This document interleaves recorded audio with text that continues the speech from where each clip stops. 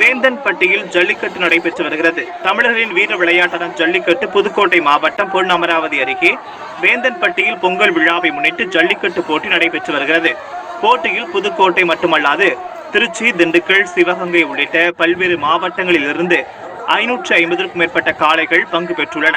காளைகளை அடக்க 300 மாடுபிடி வீரர்கள் களத்தில் 3 சுற்றாக பங்கு பெறுகின்றனர். வாடிவாசலிலிருந்து அறுத்துவிடப்பட்ட ஜல்லிக்கட்டு காளைகள் வீரர்களை பிடியில் சிக்காமல் திணறடித்து வருகின்றன. அதே போன்று அடங்க மறுக்கும் காளைகளை வீரர்கள் அடக்க முயற்சி செய்து வருகின்றனர். காளைகளை அடக்கும் வீரர்களுக்கும் வீரர்கள் பிடியில் சிக்காமல் சென்ற காளைகளின் உரிமையாளர்களுக்கும் பரிசுகள் வழங்கப்படுகின்றன.